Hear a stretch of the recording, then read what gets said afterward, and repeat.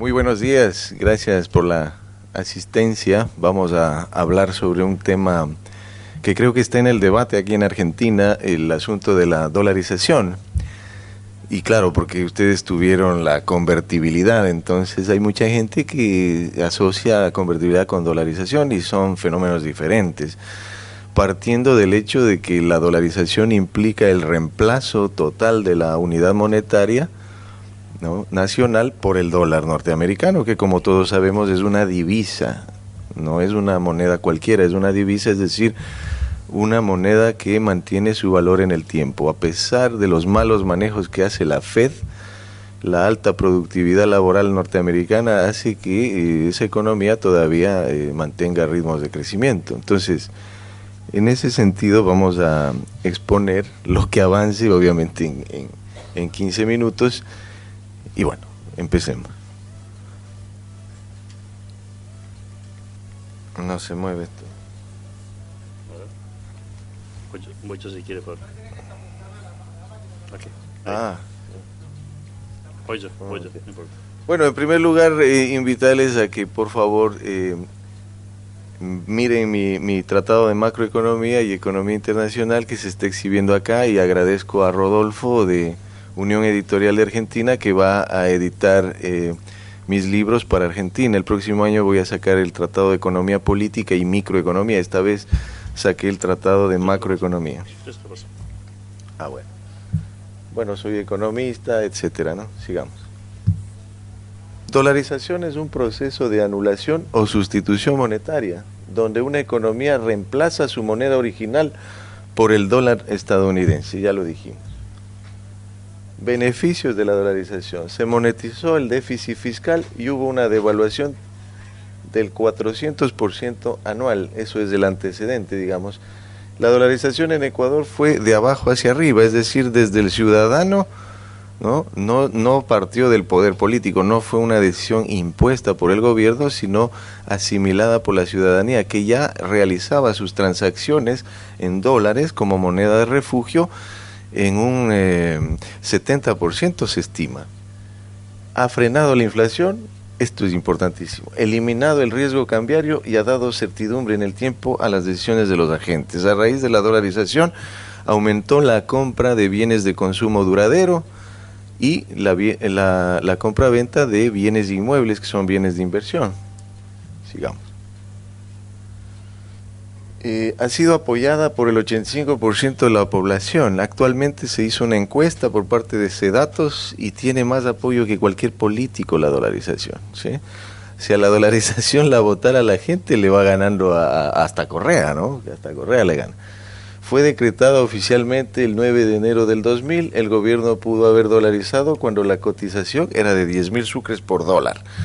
Aquí me detengo. En lugar de haber hecho el corralito bancario en marzo de 1999, cuando la cotización era de 10.000 sucres por dólar, el gobierno pudo haber decretado la dolarización. No lo hizo, esperó un año, prácticamente en enero del 2000, exactamente enero del 2000, ya son 18 años, y dolarizó a 25.000 sucres por dólar. En el transcurso se fue perdiendo tiempo, diría yo, básicamente. Sigamos. El dólar nos ha estabilizado. La introducción de una nueva moneda suele acompañar estabilizaciones exitosas, excepto en Venezuela, agregaría yo, ¿sí? Porque ahora le ha quitado el presidente Maduro, le ha quitado algunos ceros a la moneda, y con eso cree que va a detener la hiperinflación que azota ese país. Todo por culpa del socialismo, ¿no? Hay que decirlo clarito. El socialismo llevado al extremo causa todos esos problemas. Hoy por hoy las cifras hablan de inflaciones inferiores a un dígito en el Ecuador en los años posteriores al 2003. Es decir, del 2000 al 2002 hubo una etapa transicional en Ecuador. Todavía manteníamos inflaciones galopantes, altas, 30-40%, pero a partir del 2003 se estabilizaron en torno a cifras menores al 10%. Hoy por hoy la inflación en Ecuador es del 2% anual. El aumento de la oferta monetaria hoy es un proceso mucho más sencillo, solo hay que imprimir billetes, lo dice el gran Juan Carlos Kachanowski. Sigamos. Inflación. La década de los 90 comenzó con fluctuaciones que van desde el 49% de porcentaje anual a principios del periodo hasta llegar al 94% anual a fines del 99. Se barajaron dos opciones. La primera, la adopción de otra moneda, es decir, el dólar, y la segunda, la convertibilidad a lo argentina. Hubo deterioro en las condiciones de vida, éxodo masivo y grave peligro de hiperinflación. Los gobiernos de antes no eran liberales. Esto también aplica para el caso argentino, porque muchas de las veces acusan al liberalismo de ya haber gobernado y nunca han funcionado, etcétera. Yo diría que los gobiernos más bien de hoy en día son socialdemócratas y mercantilistas, es decir, ese capitalismo malo, ¿no? El liberalismo clásico implica un manejo disciplinado de la política fiscal. Hubo feriado bancario, altísima devaluación, alzas gigantescas de la tasa de interés y una inflación galopante. La gente demandaba dólares como refugio. Se congelaron las cuentas bancarias y vino el default. El factor decisivo fue la pérdida de confianza de la gente en su moneda local. La gente no demandaba sucres ni como medio de intercambio, mucho menos como depósito de valor. Correa ha escrito mucho en contra de la dolarización, dice que fue un error técnico. Yo creo que el error técnico es él y su sempiterno fracasado socialismo. Sigamos. La política cambiaria ha sido eliminada, no así la política monetaria, porque existe aún el porcentaje de encaje bancario y la emisión de moneda fraccionaria. Centavos ecuatorianos, 80 millones de dólares, es decir, el 0,27% de la oferta monetaria. O sea, nosotros en Ecuador emitimos monedas fraccionarias de 5 centavos, 10 centavos, etcétera. Eso nos da 80 millones, que implica el 0,27%, prácticamente nada de la oferta monetaria. Si llegáramos a salir de la dolarización, el gobierno enfrentaría el masivo rechazo de la población. Ya les dije del 85%, ¿no? Cifra real. La inflación para los austríacos. Para los austríacos, el problema central de la inflación es que distorsiona los precios relativos, es decir, produce cambios en los precios distintos de los que hubiese fijado el mercado libre. Al suceder esto, los precios dejan de transmitir información precisa y se produce una mala asignación de los recursos. Otra vez, Juan Carlos Kachanowski. Ventajas. Eliminación del riesgo cambiario. El dólar es una divisa de prestigio. Hay estabilidad monetaria, inflación controlada.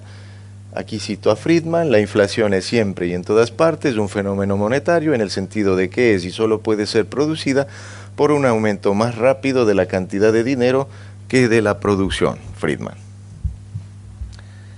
Más seguridad financiera para los empresarios, o sea, flujos de caja realistas, posibilidad para las familias de endeudarse a más largo plazo. Ha subido la compra de bienes de consumo duradero y de bienes de inversión. Los importadores y consumidores también se benefician o nos beneficiamos de la dolarización. Inconvenientes: pérdida de señoreaje, diferencia entre precio de venta y costo del billete. Ecuador ya no puede impulsar políticas inflacionarias. Es la Reserva Federal de Estados Unidos la que gana el señoreaje. Se estima una pérdida para el gobierno ecuatoriano de 897 millones de dólares. 536 ya se produjo por el canje de sucres a dólares en el año 2000 y 361 millones por renuncia de ingresos en el tiempo. Sigamos. Riesgo de mayores desequilibrios comerciales en virtud de la poca competitividad de nuestras empresas, nuestros productos en los mercados internacionales, lo que encarecería las exportaciones y abarataría las importaciones. Muchos intelectuales identificados con la izquierda y el socialismo señalan que la pérdida de un instrumento tal como la devaluación perjudica a los productores y exportadores. La fatal ignorancia del socialismo, como diría Axel Kaiser, la fatal ignorancia, y Hayek, la fatal arrogancia. Sigamos.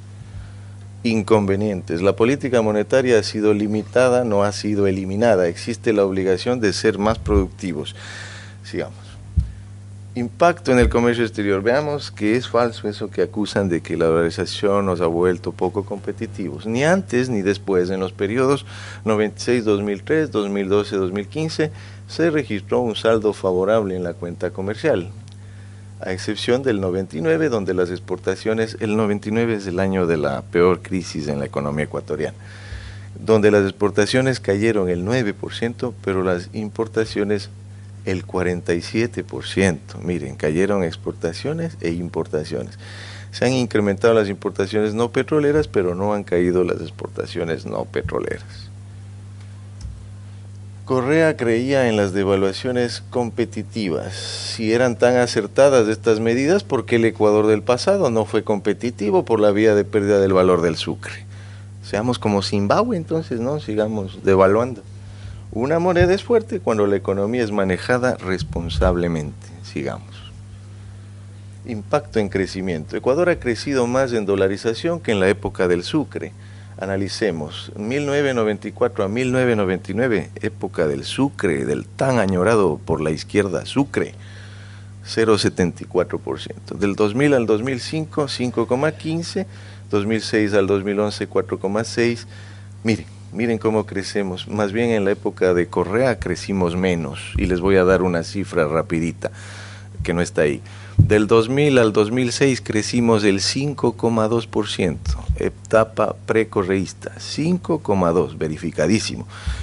Y del 2007 al 2007 el 3,4%. Nuestra población crece en el 1,5%, es decir, hubo un crecimiento superior en el 1,9% en la época de Correa y de alrededor del 4 puntos en la época pre-Correa y con menos gasto público. Tuvimos 25% de tamaño del Estado frente al PIB del 2000 al 2006 y el señor Correa se encargó de subirle al 40% con el cuento del multiplicador, el acelerador y toda esa cuestión keynesiana. Sigamos. Impacto en inflación. La inflación en Ecuador se divide claramente en dos etapas. Antes de la dolarización, inflaciones galopantes muy altas y después inflaciones altas al inicio, etcétera. Ya dijimos, sigamos. En desempleo. En el 99 el porcentaje de desempleo total fue el más alto del periodo, 16,20. Esto fue en la época del sucre, ¿no? A raíz del dólar ha descendido a porcentajes de entre el 4, 5 y el 7%. A diciembre del 2017 la ocupación plena fue 54%, existiendo un subempleo del 40%. Eso hay que trabajar. Sigamos. Crítica a la keynesiana curva de Phillips. La política keynesiana es inflacionaria y recesiva, como lo certifica la estanflación de los años 70 en los países occidentales y para los que no tuvo respuesta, la keynesiana curva de Phillips. Por eso invito a leer a Adrián Rabier En busca del pleno empleo y la curva de Phillips austriaca. Un saludo, Adrián. Sigamos. En busca del pleno empleo, un gran libro. El porcentaje de pobres en el Ecuador se ha reducido del 64% en el 99 al 25% en el 2017. Gracias a Correa. Ahí está. La dolarización, mi amigo, basta de creer en cuentos. Sigamos. El gasto público reduce la pobreza. Para nada. Los países que han avanzado en reducir la pobreza mantienen gobiernos pequeños. Chile es un ejemplo cuando su gasto público frente al PIB se ha ubicado entre el 20 y el 26 del PIB, desde el 2000 hasta el 2017. Y la pobreza se ha reducido del 39% en el 90 al 12% en 2017. Eso es todo. Sigamos. Conclusiones. Son mucho más sus beneficios que sus inconvenientes. Antes los gobiernos usaban al Banco Central como caja chica. Es urgente reducir el gasto del 40 actual al 20-25 como máximo. Las devaluaciones competitivas no funcionan. No hay tal pérdida de soberanía. La dolarización no es perfecta, pero sí le ha otorgado estabilidad económica, política, financiera y social al país en estos 18 años de vigencia de la medida en el Ecuador. Pregunto, ¿qué precio tendría actualmente el dólar con respecto al sucre si fue de 25.000 sucres por dólar? ¿Habría sido posible que la clase media sea propietaria de vehículos o viviendas que han elevado su calidad de vida? Gracias, hasta pronto. Le habilitamos unos pocos minutos de preguntas. Empiezo allá y sigo ahí. ¿Puede ser? ¿Por ahí? Allá empezamos, ¿puede ser? Ahí está. A ver. Breve la pregunta, breve la respuesta, por favor. Pregunta breve. Me llama la atención que, por ejemplo, en un lugar como Panamá, con economía dolarizada, hay una calidad y una creciente oferta bancaria. Y al mismo tiempo en un lugar no dolarizado como Chile, también hay una creciente oferta bancaria muy interesante. Aunque Panamá sigue siendo mucho más interesante que Chile. Pero no sé mucho sobre cuál ha sido la evolución de la oferta bancaria en una economía dolarizada como la de Ecuador. Si hubiera sido positiva la evolución bancaria en el Ecuador, ¿qué le falta? Pablo. Sí, hay mucho intervencionismo del gobierno, ¿no? Eso se lo aceleró en la etapa Correa, digamos, Y ese intervencionismo es el que lleva a que se promulguen muchas leyes malas anti-inversión, ¿no? Por ejemplo, se crearon impuestos nuevos, impuesto a la salida de divisas, se creó una serie de restricciones y no existe realmente una oferta bancaria positiva. Es excelente la pregunta. Justamente en el caso panameño, ellos no tienen tan legalizada la dolarización, sino lo que sí, hace 100 años tienen dólar allá en Panamá, y por lo tanto, digamos, hay una gran diferencia. De hecho, cuando Correa decía que por el dólar no crecemos, esa era la tesis de Correa, decía, uy, devuélvame en el sucre y van a ver, ¿no? Entonces, el hombre creía que con emitir moneda ya estaba resuelto el problema. Y resulta que Panamá crecía al 6%, retomando la pregunta, y nosotros crecíamos al 3% en promedio, como vieron ahí. Entonces, en conclusión, falta, digamos, hay un exceso de intervencionismo estatal en Ecuador, como pasa en toda América Latina. Acá hay otra pregunta. Eso. Bueno, muy bien. Un concepto y una pregunta corta, ¿no? Sí sé que Correa, antes de ser presidente, él como tiene un académico doctor, y tiene un doctorado en economía, ¿no? Tuvo un debate con Marco Naranjo, que es uno de los que defendió la organización, ¿no? La pregunta es la siguiente, ¿no? ¿Cómo manejan ustedes la tasa de interés y la inflación? ¿No tienen un sistema de meta explícita de inflación? Y también, ¿cómo manejan el tema de las reservas? Por ejemplo, si baja el precio del petróleo y ustedes no tienen dólares, ¿cómo tienen reservas internacionales netas? Sí, muy buena pregunta. Vamos por partes. Correa podrá ser doctor en economía, pero de la mala economía, digamos. O sea, yo preferiría ser economista nada más de la escuela austriaca y listo. Correa nos quedó debiendo como economista. Como político extraordinario, convenció a tanta gente. Bueno, hasta ahora tiene su 30%, como tiene Cristina aquí en Argentina. 30%, parece que es el número preferido del socialismo. Y por ese motivo yo diría que hizo una crítica, digamos, desde su posición, ¿no? Respecto a la pregunta, esta es importantísimo. Correa siempre se negó a él les llamaba fonditos, a todo lo que son reservas, como por ejemplo tiene Chile, ¿no? Tiene Chile, tienen Noruega, tienen el petróleo, etcétera. Es importantísimo eso, no lo tenemos nosotros. Lo que sí hoy en día se observa en el presidente Moreno que hay un deseo de bajar el tamaño del Estado. Esperemos que lo consiga, porque hasta ahora solamente ha sido palabras nada más. Esperamos que ya se pongan a trabajar en ese tema, porque es importante bajar el gasto público. Me quedan muy poco tiempo. Cortita la pregunta, cortita la respuesta. Tengo una ahí y después voy ahí. Y la última. El problema de competitividad no tiene más que ver con los aranceles que con el tipo de cambio, ¿no cree usted? El problema de competitividad más bien tiene que ver con la productividad, y en ese tema estamos debiendo, digamos, en toda América Latina hay problemas de productividad. El tema aranceles, por ese lado, es excelente esto porque me permite topar el asunto, y eso también se incrementó en la época Correa, demasiado arancel, salvaguardias, etcétera, y eso incluso ha ido en contra de normas de la Organización Mundial de Comercio, y por lo tanto yo no creo que los aranceles contribuyan a la competitividad, sino por el contrario. Si usted me pregunta a mí, yo desmontaría todos los aranceles y me abriría unilateralmente al mundo, algo tipo Hong Kong. Muchas gracias. La última cortita, por favor. ¿Tuvieron que pedir permiso a Estados Unidos para dolarizar y cómo fue el trámite? Sí, muy buena pregunta. Justamente en ese entonces gobernaba Yamil Mawad, que era un gobierno de la famosa economía social de mercado de Ludwig Erhard.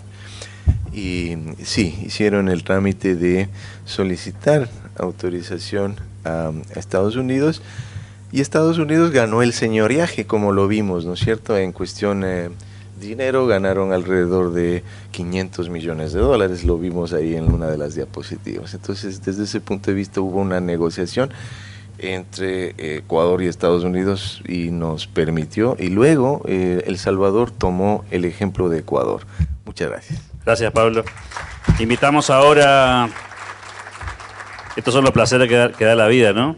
Tengo la oportunidad de presentar a un gran amigo, Santos Mercado Reyes de México, que nuevamente nos acompaña aquí en la ciudad de Rosario, otra vez en un Congreso de Economía Austríaca. Así que le vamos a dar la bienvenida a Santos. Tenemos un